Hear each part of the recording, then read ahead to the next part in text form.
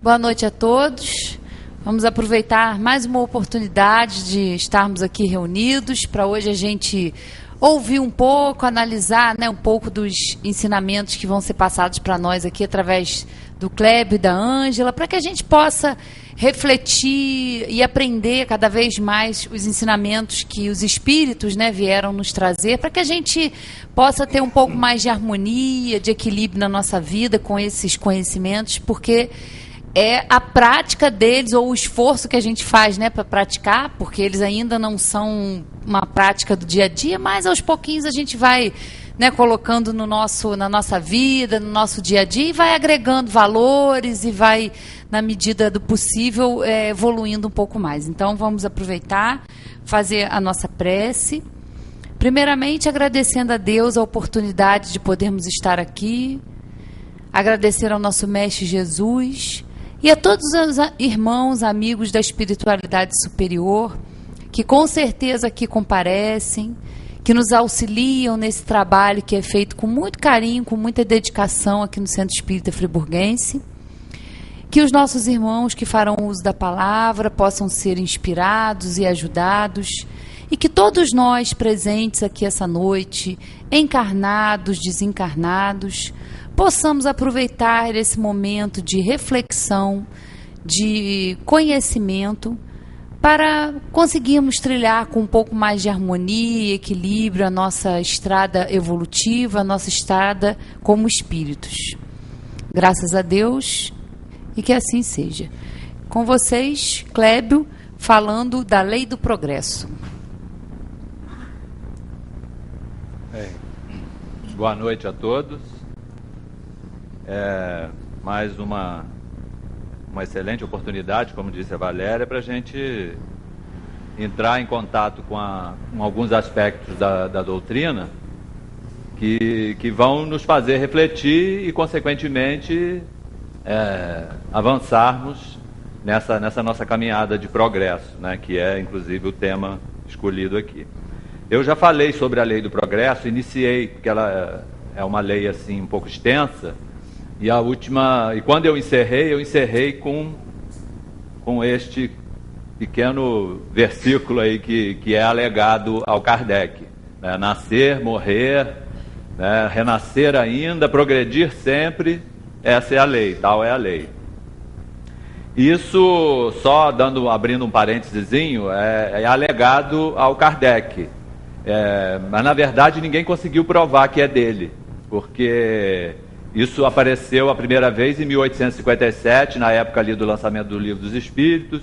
Depois, na década de 60, foi aparecendo de novo, até que em 1870 fizeram um dolmen, um nome pomposo para um monolito que fizeram em cima de um busto do Kardec.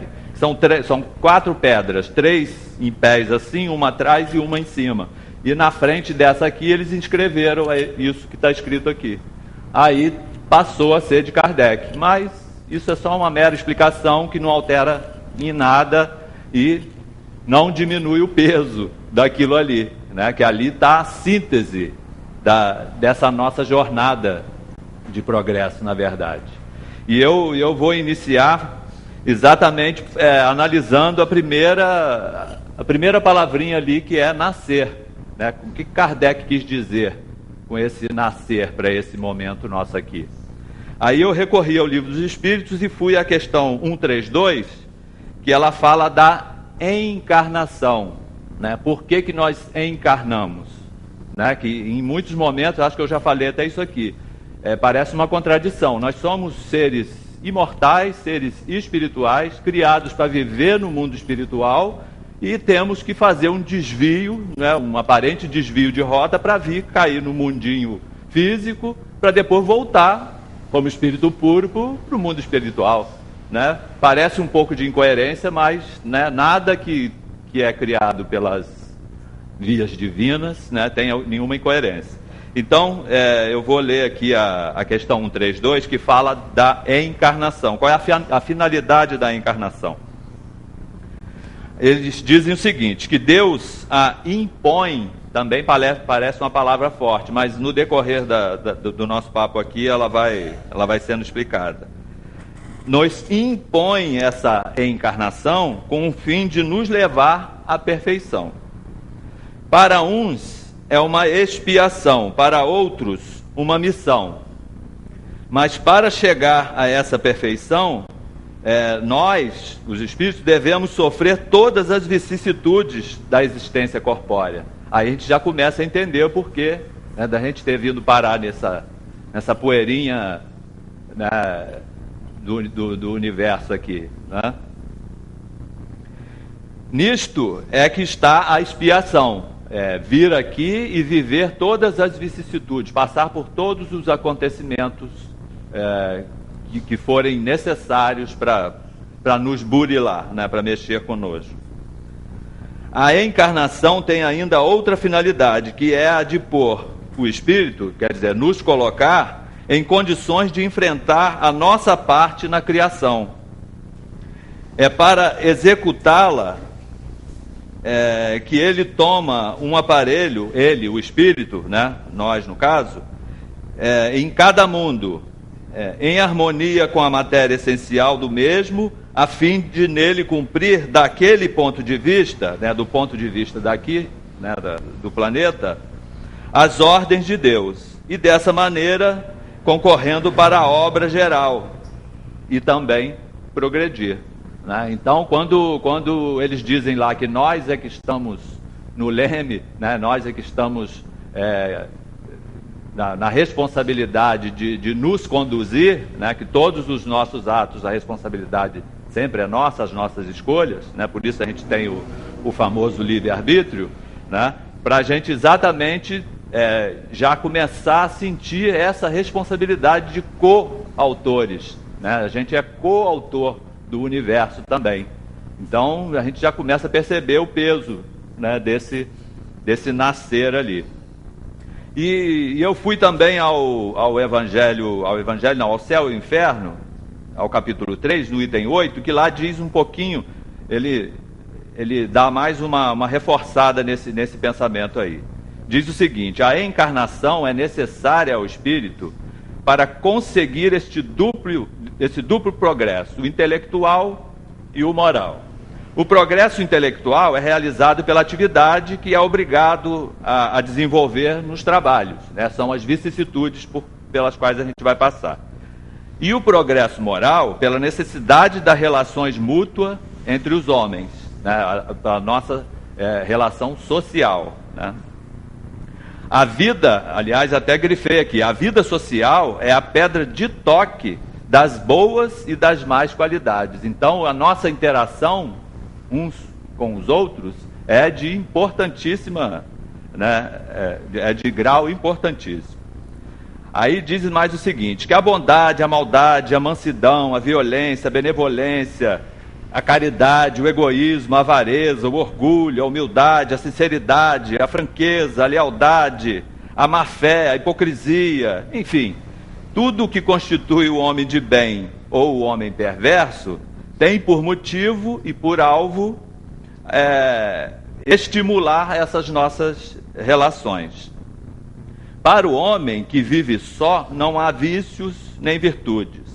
Se pelo isolamento ele se preserva do mal, também anula as possibilidades do bem. Então, nos recluirmos a um mosteiro, a uma caverna, por aí, também não é uma boa ideia. Quanto mais nos relacionarmos, melhor para nós. É a hora que a gente se esbarra e vai, né, pulindo, né, a gente vai pulindo as nossas arestas, as nossas pontinhas, né, que a gente tem muita pontinha, e de vez em quando a gente esbarra e logo sente. Mas então, aí já analisamos a primeira palavra.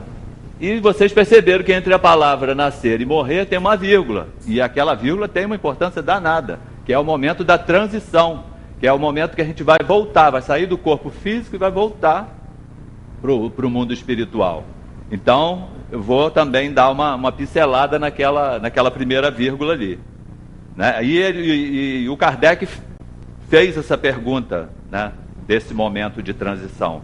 Se a separação da alma e do corpo, ela é dolorosa, sentimos dor na hora que há essa separação, e os espíritos dizem que não, né? O corpo frequentemente sofre mais durante a vida que no momento da morte. Neste, a alma nada sente. Os sofrimentos que às vezes se provam no momento da morte são um prazer para o espírito, que vê chegar o fim do seu exílio, né? Tanto é que na hora que a gente chega, a gente sempre chega chorando, né? Sair nem sempre, muitas vezes sai feliz da vida porque está deixando esse corpício aí, esse mundinho, né? Cheio de problemas, né? Que a gente tem que passar para poder ir crescendo. E eu selecionei mais uma questão, que o Kardec pergunta o seguinte: a separação se verifica instantaneamente numa transição brusca? Há uma linha divisória bem marcada entre a vida e a morte? São questões interessantes, né, que eu achei útil para a gente tomar ciência aqui. Eles também dizem que não, né, que não há uma linha, né? Eles dizem o seguinte: a alma se desprende gradualmente, os dois estados se tocam e se confundem, de maneira que o espírito se desprende pouco a pouco dos seus liames, dos seus elos de ligação, né? Estes se soltam e não se rompem, né? A gente fica imaginando aqui, né, o espírito doido para sair do corpo, ele vai, e de repente se rompe, plá, dá aquela estilingada, né? Não é assim. A coisa vai acontecendo, né? É como se fossem mãos que estivessem se soltando e gradualmente o espírito parte para o mundo, né, espiritual, que nós estamos voltando para casa, né, diga-se de passagem. Então, passado esse momento da transição, a gente já vai começar a analisar o morrer, né? O que o Kardec quis dizer com esse morrer? Eu recorri à questão 991 do Livro dos Espíritos, que diz o seguinte: qual é a consequência do arrependimento no estado espiritual, né? Esse é um dos momentos. A gente está no estado espiritual e lá a gente vê, por a gente ter uma visão ampla, a gente vê todos os acontecimentos da última existência, da última estada aqui, e mais algumas para trás que forem importantes para que o espírito faça uma análise de como ele viveu, de como ele gastou aquele tempo, como ele empregou aquele tempo. Então, eles dizem o seguinte: que o desejo de uma nova encarnação, essa primeira consequência do arrependimento é essa, que o desejo de uma nova encarnação para se purificar. O espírito compreende as imperfeições que o impedem de ser feliz e aspira a uma nova existência onde possa expiar as suas faltas. É aí que a gente percebe o quanto de besteira a gente fez e quanto mal empregado foi o nosso tempo, né? Que quando a gente está vindo para cá, a gente se promete lá usar 100% desse tempo para nos melhorarmos, né? Para resgatar o que nós temos de faltas e, consequentemente, melhorar a nossa situação nessa nossa via de progresso aí. Ainda tem mais uma questão, a 975. Eu falei da 991, aí pelo assunto ter a ver, que eu voltei na 975. E a pergunta é a seguinte: é por isso que o espírito liberto da matéria aspira a uma nova existência corpórea? Pois, não, desculpa aqui, eu fiz confusão. Eu não coloquei a pergunta, eu já vou entrar na resposta. Foi uma falha aqui. E a resposta da 975, que tem tudo a ver com esse assunto aqui. Então, vamos lá. É por isso que o espírito liberto da matéria aspira a uma nova existência corpórea, pois cada existência poderá abreviar se for bem empregada. A duração desse suplício eu perdi a entonação aqui. Se for bem empregada, e a duração desse suplício ela é aliviada quando ele começa a compreender o que ele pode fazer para poder superar esse momento mal utilizado aqui. É então que ele escolhe as provas que poderão expiar suas culpas, Porque ficais sabendo, o espírito sofre por todo o mal que fez, ou do mal que foi causador involuntário, por todo o bem que, tendo podido fazer, não o fez, e por todo o mal que resultar do bem que deixou de fazer. Então, é sempre nossa responsabilidade, né? Mas eu não faço mal para ninguém, mas estamos fazendo o bem? Né? Essa é a pergunta que a gente deve se fazer. O espírito na erraticidade, isso aí já é um comentáriozinho do Kardec dessa questão aqui que ficou logo abaixo. O espírito na erraticidade abrange na sua visão, de um lado, todas as suas existências passadas. É aquilo que eu falei, a gente amplia a visão, né? E do outro, o futuro prometido. Então, aí a gente entende por quando os espíritos falam que na espiritualidade não existe ontem e nem vai haver amanhã. Lá tudo acontece. Então a gente está numa situação, você olha para ali, você vê as suas vidas passadas. Você olha para aqui, o que você vai provavelmente passar nas suas vidas futuras, né? É esse o que eles deram a entender aqui. Ele ainda vai dar mais um exemplozinho. É como se fosse um viajante que chegou ao cume de uma montanha e vê a rota percorrida, o caminho que ele já percorreu e o caminho que ele tem para percorrer. Só que quando ele desce da montanha, ele deixa de ter essa visão, que aí a gente passa a entender. Isso é um momento, um exemplo físico para a gente entender isso, porque é muito vago nessa questão de espaço, tempo. Isso só é, né, desse planetinha aqui. A gente saiu daqui e acabou. Esse negócio aqui passa a deixar de ter uma utilidade, né? Porque o tempo no universo, no espaço, é totalmente diferente. Aí a gente passa a entender o porquê que não tem nem passado e nem futuro. Bom, a gente já analisou nascer, morrer e tem o renascer ainda. E esse renascer ainda, a gente vai fazer analogia com a reencarnação, né? Que é o momento que a gente já se preparou, né? Já se arrependeu e já escolheu as provas que a gente vai passar aqui para poder tentar realinhar a nossa jornada. Aí eu fui de novo ao céu e inferno, só que agora no item 9. Aí diz lá o seguinte: uma só existência corpórea é evidentemente insuficiente para o espírito adquirir tudo o que lhe falta no campo do bem e se desfazer de tudo o que possui de mal. O selvagem, por exemplo, jamais poderia atingir numa só encarnação o nível intelectual e moral de um europeu, dos mais avançados. Isso seria materialmente impossível. Deveria ele, então, permanecer eternamente na ignorância e na barbárie, privado dos gozos que só o desenvolvimento das suas faculdades lhe poderia proporcionar? Aí que a gente já começa a entender a justiça divina, né? Porque é um fato a pensar mesmo, né?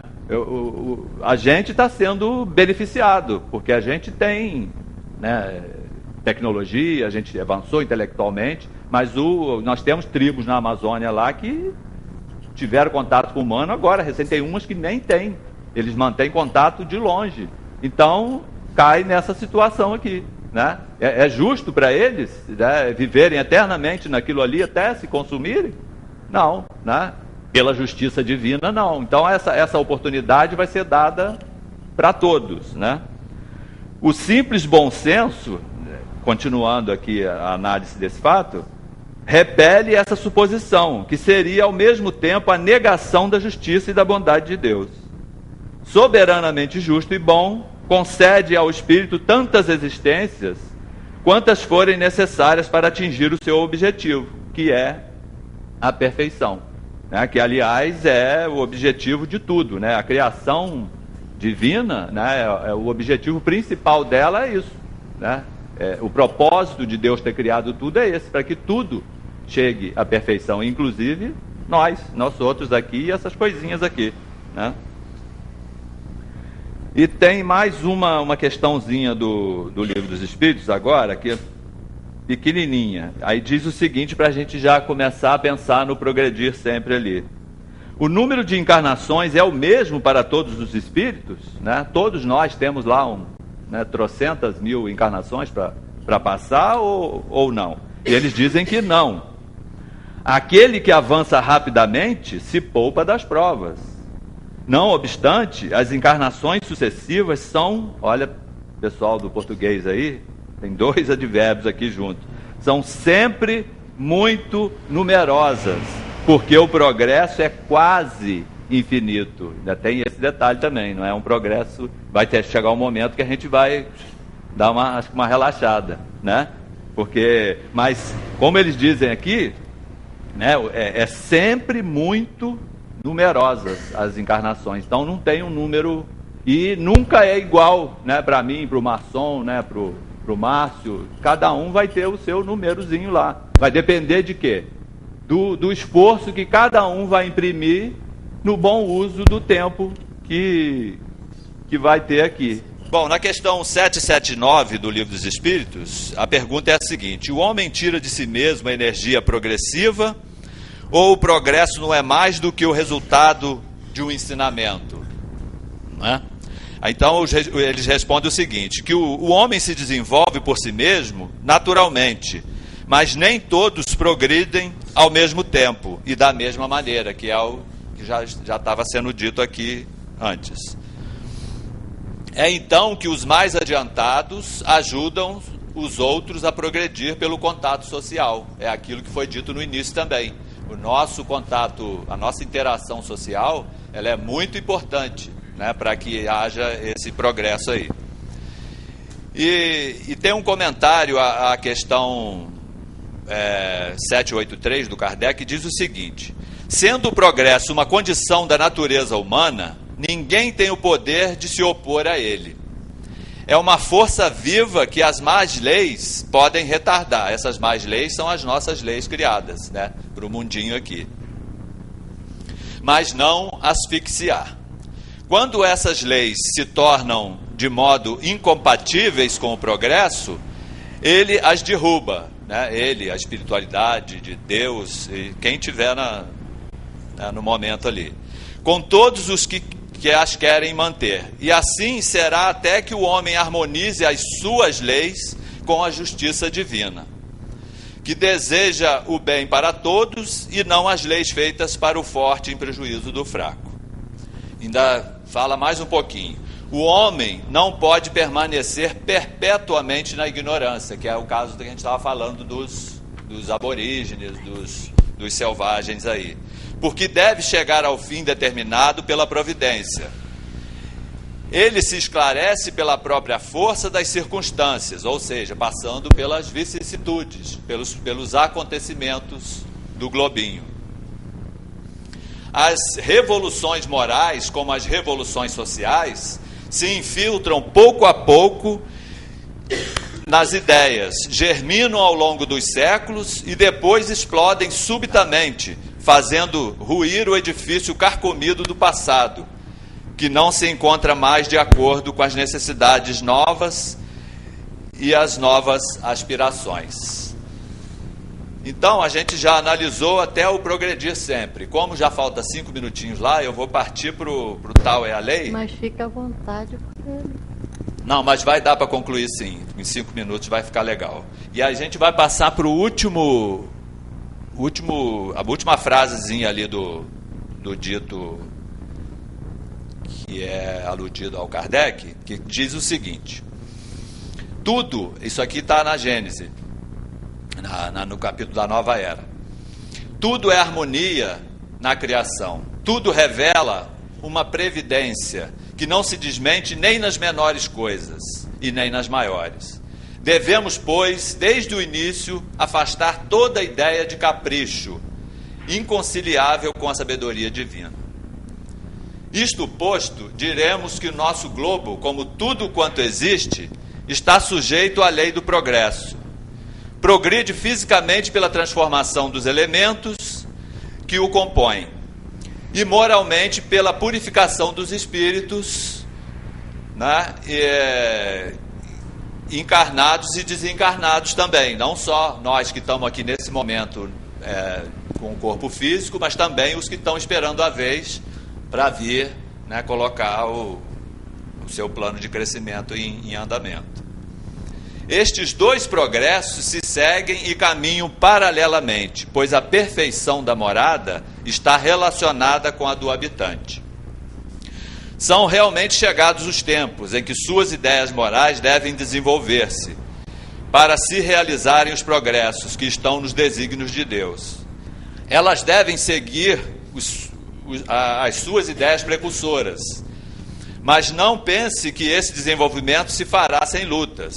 Não, porque elas necessitam, para chegar ao amadurecimento, de agitações e discussões a fim de atraírem a atenção das massas. Isso foi escrito em 1850 e alguma coisa, né? 1857, por ali, meados do século XIX.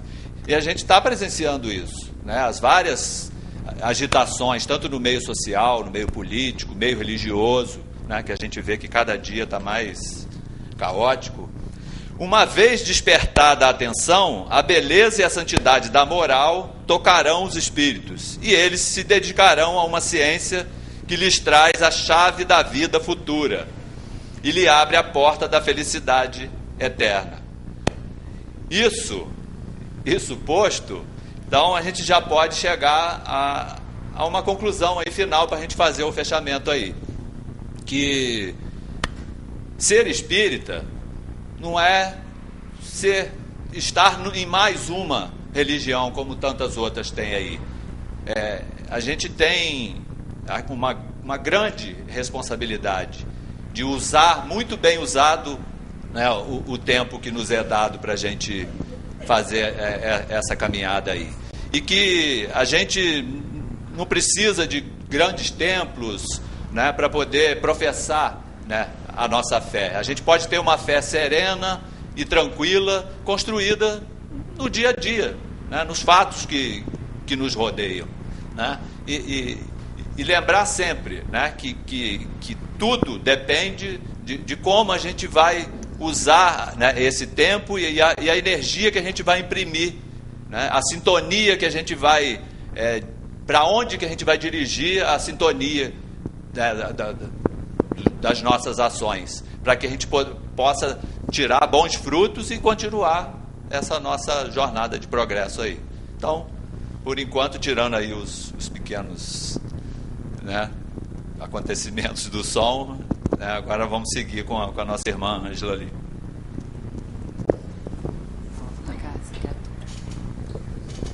Bom, muito boa noite a todos. É com alegria que aqui nos encontramos para juntos estudarmos mais um pouquinho dessa doutrina que realmente faz a diferença na nossa vida. Vocês já pararam para pensar quão importante é vocês estarem aqui? Vocês estarem preocupados em vir à casa espírita, vir ouvir coisas que os irão fortalecer para os embates da vida?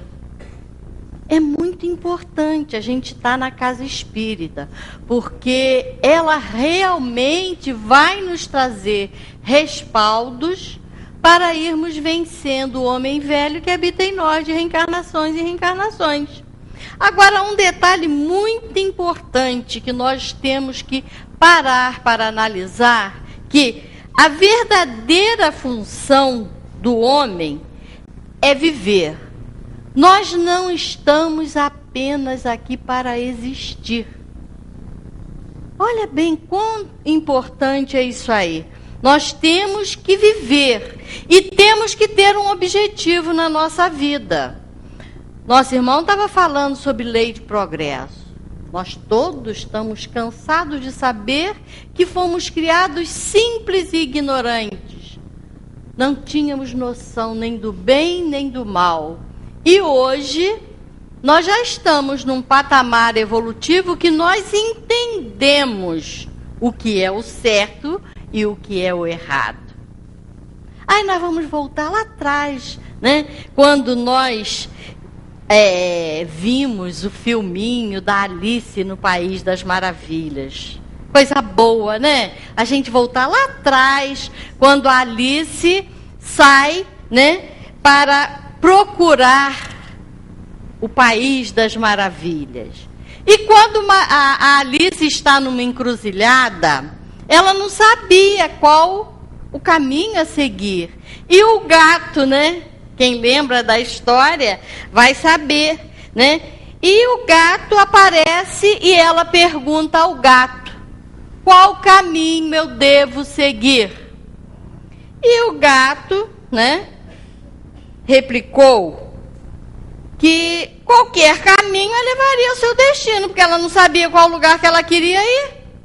Não é verdade? Vocês lembram da história e com certeza, né? Então, a maioria de nós passa pela vida como a Alice. Nós não sabemos o que nós viemos fazer aqui, o que nós pretendemos dessa nossa estadia terrena. É muito importante a gente fazer um plano de vida para nós. Nós não estamos no planeta apenas para vivermos. Nós temos que existir, nós temos que ter um objetivo na nossa vida. E se nós não pararmos para fazer isso conosco mesmo, eu na terça-feira, quando eu falei aqui, eu falei que a gente precisa investir em nós. Nós precisamos parar e investir em nós mesmos. Nós não podemos passar pela vida em brancas nuvens, apenas vivendo. Mas Deus para nós tem um objetivo muito maior. Ele quer que nós tenhamos essa consciência do existir. Eu penso, então eu existo. E se eu existo, fui criada. E do momento que eu fui criada, eu tenho que ter um objetivo nessa minha vida. Nós não estamos no mundo só para ganhar dinheiro, vivermos as benesses que o mundo nos oferece. E quando lá na frente observarmos, estamos nos aposentando, os filhos cresceram, os netos cresceram, nós nos aposentamos. E o que eu fiz da minha vida? Para que me valeu essa estadia terrena? O que eu fiz nesses 60, 70, 80 anos de vida que eu tive aqui no planeta? É como um aluno que vai para a escola. Ele vai todo dia para a escola. Se ele não tiver o objetivo de aprender, ele vai estar marcando passo. E nós também somos alunos nessa escola que é a Terra.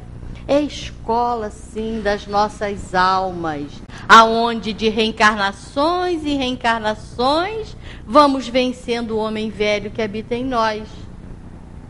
Fomos criados para acertar sempre, mas nos envolvemos, aprendemos as coisas do mundo e quando nós vemos estamos sucumbindo. Então é importante a gente parar para observar qual o meu objetivo nesta vida, o que eu quero para mim. Aí sim a coisa vai fazer diferença. Não estamos aqui, volto a dizer, apenas para poluir a natureza, curtirmos as benesses que a matéria nos oferece e depois partirmos. E quando chegarmos lá do outro lado, como estaremos? Isso vai nos ser cobrado. E com isso eu trouxe, né? Isso aí é só um introitozinho, porque eu achei essa história da Alice bastante interessante, né? Para chamar a atenção da gente. A gente tem que parar realmente. O que eu estou fazendo da minha vida, né? Mas eu trouxe para a gente estudar os bem-aventurados, os mansos e pacíficos. É o capítulo 9 do Evangelho. E esse capítulo, hoje em dia, está sendo muito necessário. A gente procurar ser calmo, ser paciente, ser tolerante, procurar entender as limitações, porque todos nós, humanidade, estamos a caminho. E se a gente não parar para analisar, nós vamos entrar nesse turbilhão que o mundo está envolvido hoje em dia. Então, hoje em dia, nós estamos sendo sempre requisitados pela paciência. A paciência, hoje em dia, está sendo necessária em todos os momentos. Seja nas filas dos bancos, seja no supermercado, seja no comércio, seja no nosso trabalho. Nós temos que ter paciência, nós temos que ter calma. É o funcionário que não aparece, é uma série de problemas que nós somos testados constantemente. E a paciência, ela hoje em dia está bem escasseada, ela está bem faltosa na nossa vida. Nós, quando mergulhamos na matéria, nós ficamos envolvidos pelas paixões, né? É muito fácil a gente se envolver pelas paixões. E Kardec, na questão 909, perguntou aos espíritos, olha bem que interessante.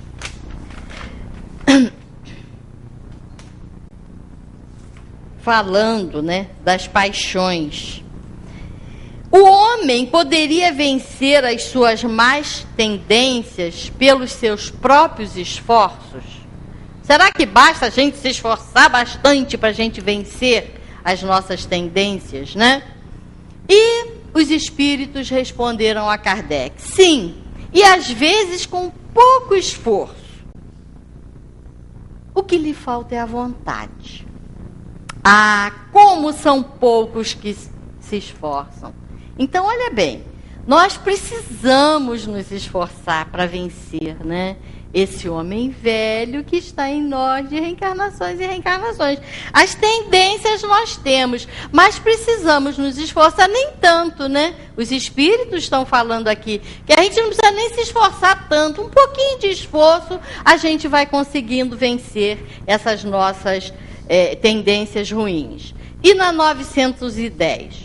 O homem pode encontrar nos espíritos uma ajuda eficaz para superar paixões? Olha a resposta dos espíritos. Se orar a Deus e ao seu bom gênio com sinceridade, os bons espíritos virão certamente em seu auxílio, porque essa é a sua missão. Então, a missão dos espíritos é sempre nos auxiliar. Mas precisamos nos conectar a eles através do pensamento, através da prece, através da elevação dos nossos sentimentos. E com isso, com certeza, nós vamos receber a ajuda tão necessária para nós irmos vencendo essas nossas paixões. E buscando a 459, está aqui, olha. Os espíritos influem sobre os nossos pensamentos e as nossas ações? Olha a resposta. Nesse sentido, a sua influência é maior do que supondes, porque muito frequentemente são eles que vos dirigem. Olha só, se nós dermos atenção aos espíritos inferiores, aqueles que estão ainda, né, presos às paixões, presos às coisas do mundo, eles também virão em nosso auxílio nos fortalecer para que nós nos mantenhamos ainda presos às paixões. Agora, se nós nos elevarmos, se nós buscarmos a sintonia com os nossos amigos espirituais, aqueles nossos que nos antecederam, né, na trajetória evolutiva, que já estão lá na frente, que já desencarnaram, eles virão também em nosso auxílio para nos fortalecer, para que nós vençamos as paixões que ainda estamos presos a ela. Então, precisamos sim da ajuda dos espíritos sempre, mas precisamos ter um pouquinho de esforço para que essa ajuda se faça na nossa vida. Nós precisamos ter essa conexão com os bons espíritos. Mas e a paciência? O que tem a ver com isso tudo? Nós falamos que a paciência é importante. A paciência é necessária para irmos vencendo os problemas do nosso dia a dia. Porque quando nós observamos, nós estamos sendo envolvidos nesse turbilhão que o planeta está vivendo, não só o nosso Brasil. Não precisamos ficar tristes, porque não é coisa só daqui, não. Isso é coisa planetária. O planeta está passando por um momento de transformação, e é importante que nós estejamos vigilantes para não ficarmos presos nesse redemoinho de paixões, de tendências negativas. É preciso que nós estejamos vigilantes para que vençamos a nós mesmos, né? Então, sem a paciência, bom, nós sabemos que a paciência hoje em dia está se escasseando, está cada vez menor, né? É relevante a importância para a paciência, é muito importante para que nós passemos pelas dificuldades que tivemos que passar, né?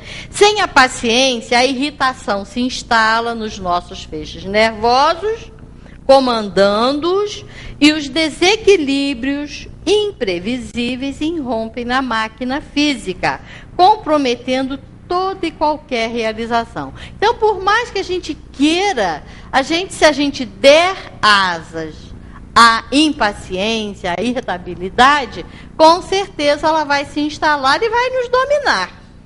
Então, nós precisamos cultivar sempre a paciência nas enfermidades, né? Vencendo-as com resignação, com fé e com esperança que vai passar. Ante a dor, que é uma das mais expressivas manifestações da impaciência. Quando a dor bate, a gente perde o prumo. Então, a gente precisa ser tolerante, ser paciente, porque vai passar. É como um doente que está internado no hospital porque está tendo que passar por dificuldade, mas com fé e com esperança e com medicamento, a coisa vai passar, né? Através de exercícios regulares de reflexão e contenção dos impulsos da personalidade inferior, plasmaremos condicionamentos íntimos que nos imprimirão calma e equilíbrio, culminando em harmonia interior, geradora da paciência. Tal realização não se consegue fácil, não. Não é uma coisa assim pronta, não. É passo a passo. É um cultivo. Nós temos que, paulatinamente, irmos vencendo e alimentando esse embriãozinho que temos em nós, porque Deus nos criou simples e ignorante, mas já nos colocou essas sementes da fé, da paciência, mas nós precisamos trabalhar isso aí, nós temos que cultivar esse embrião que nós trazemos em nós, para que realmente isso aí possa crescer, né? Molécula a molécula, elas vão crescendo e a coisa vai se instalando em nós. É como uma máquina, né? Ela não vai ser construída, está pronta, não. Um passe de mágica. É peça por peça. As coisas vão sendo feitas paulatinamente, da mesma forma a paciência. Calmamente, tarefa por tarefa, vamos vencendo, né, as nossas dificuldades. Como o desenvolvimento moral só se consegue com muita perseverança num programa feliz de construção. Então, a gente tem que ter calma, paciência, para que a gente possa vencer, né, a nossa impaciência. A paciência, assim conseguida, conferirá salutares recursos para o enobrecimento espiritual daquele que a cultiva. Consequência do cansaço, do marasmo, da rotina. A irritabilidade significa sinal vermelho na tarefa que a gente executa. Então, a gente tem que estar sempre com o sinal ligado, a gente precisa estar sempre conectado para que essa irritabilidade não se instale na nossa vida. É importante vigiar-lhe o surgimento, sutil ele explode, e quando vemos, estamos tendo atitudes de demência. É importante a gente parar para analisar isso. Bater porta, chutar, fazer, gritar. Isso tudo são tendências que às vezes nós trazemos em nós, porque a irritabilidade vai sendo tão acerbada em nós que quando a gente vem, a gente está explodindo. Não podemos. Nós temos que parar, nos interiorizarmos e, com certeza, esse mal-estar, né, essa tendência nossa de explosão vai passar. Mas é importante que a gente pare e se interiorize. para que a coisa não vá explodindo, né, na nossa vida. A paciência, ao contrário da irritabilidade, resiste às más circunstâncias e às tediosas ocorrências. Então, a paciência é confiante, é gentil, é otimista, sem que deixe de ser responsável. Quem é paciente não é irresponsável. É tranquilo, é diferente. Sabe superar as dificuldades com calma e com perseverança, né? Ela é recatada, suporta os problemas com coragem, não esmorece quando os resultados demoram a expressar-se, espera com coragem e não desfalece. Caso te sintas portador de constante mau humor, estás necessitando do auxílio da paciência, a fim de renovares o ânimo, conceitos e atividades, orando com a sede de quem urgentemente precisa da água da paz. Não te deixes amargar pela revolta interior ou se esmagar pela irritabilidade. Recorre à paciência sempre em qualquer situação e ela te ajudará a servir, a amar, a guardar amanhã o que hoje se te afigura improvável e irreversível.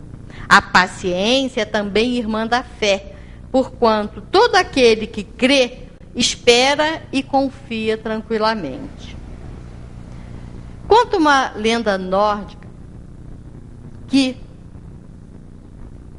um jovem aprendiz foi perguntar ao mestre, ao sábio,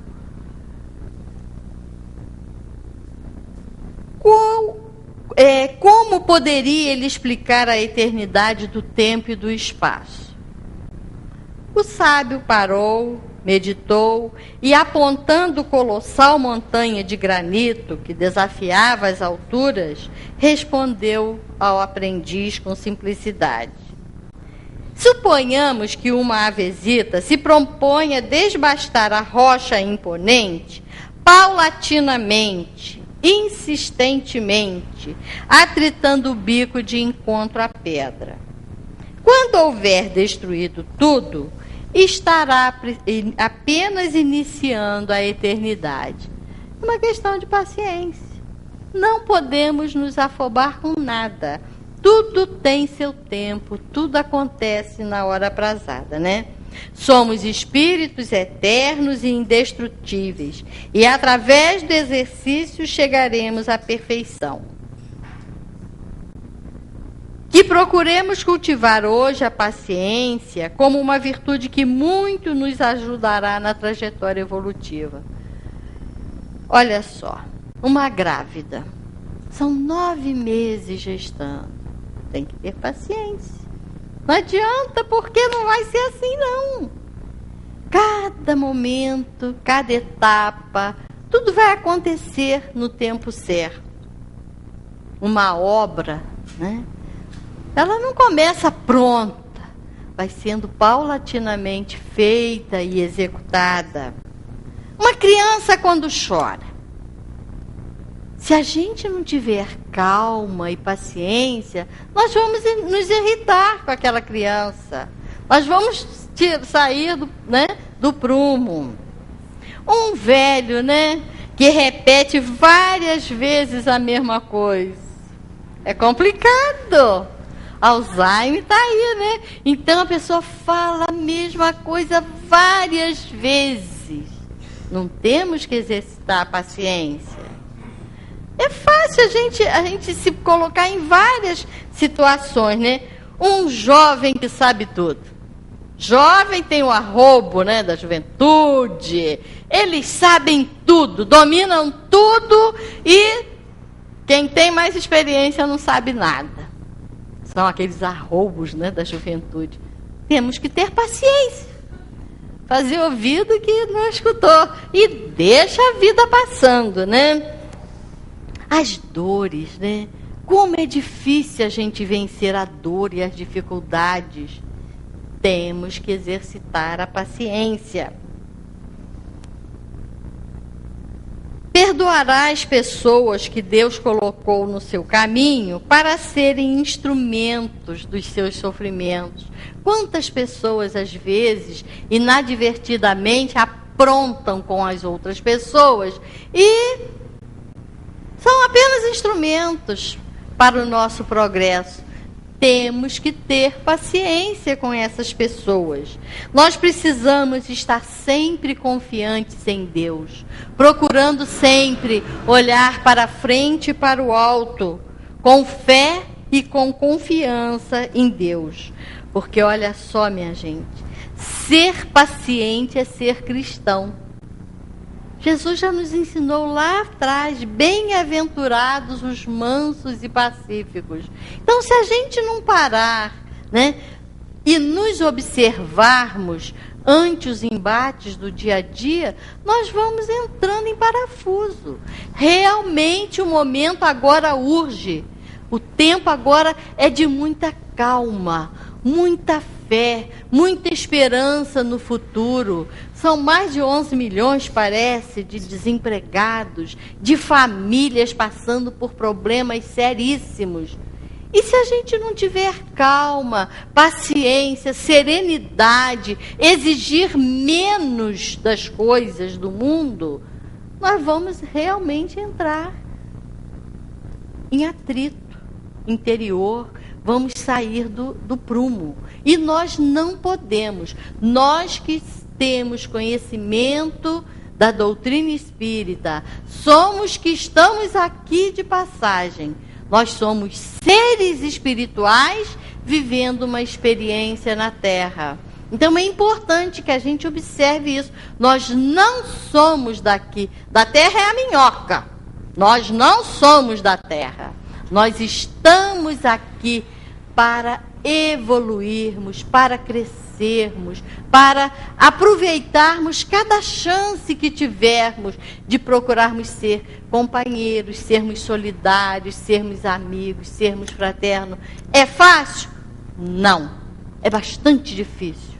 Mas nós, com o conhecimento da doutrina espírita, com certeza conseguiremos. Porque todas as vezes que a irritabilidade, problema, né?